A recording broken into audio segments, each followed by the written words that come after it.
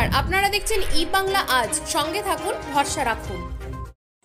পুণ্যার্থীদের সেবায় বাঘাযতীন পাঠাগার। শ্রাবণের তৃতীয় সোমবার শৈবতীর্থ তারকেশ্বর ভক্ত সুনামি আছড়ে পড়েছিল।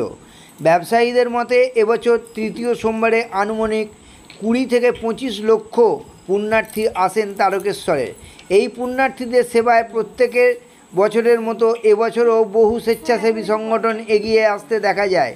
একই সাথে এগিয়ে এলো তারকেশ্বরের বিশিষ্ট ক্লাব বাঘাযতীন পাঠাগার। তারকেশ্বর জয়কৃষ্ণ বাজার এলাকায় তাদের ক্লাবের সামনে থেকে সম্পাদক প্রদীপ দে সহ ক্লাবের অন্যান্য সদস্যরা আসেন এবং ভক্তদের হাতে প্রসাদ তুলে দেন। তারকেশ্বর থেকে সমীর দাস ও সঞ্জয় গোস্বামীর প্রতিবেদন। আপনারা দেখছেন ই বাংলা আজ। বিশিষ্ট ব্যবসায়ী প্রদীপবাবু কি জানালেন শুনুন।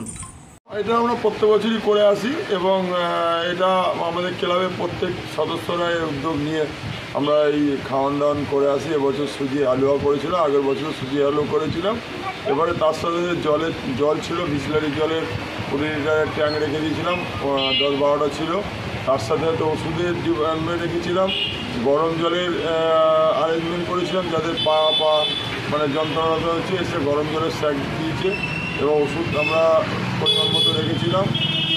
ভলিনিয়া স্প্রে থেকে আরম্ভ করে স্যাভলন থেকে সব ওষুধই ছিল আমাদের কাছে।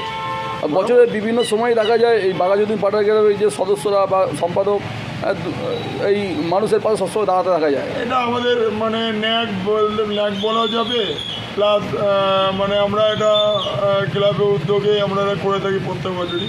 কি কোনো মানে সময়মূলক কাজ আমরা সবসময় করে থাকি, কারণ বিয়ে শাদির ব্যাপার হলে আমরা এগিয়ে যাই, বা যেমন আগে লকডাউনের সময় পূর্ণ লকডাউনের সময় আমরা 1 মাসের ওপরে লোককে রান্না করে খাইয়েছিলাম। এগুলো আমরা করে থাকি প্রত্যেক বছর। আপনার নাম? আমার নাম প্রদীপ কুমার দে।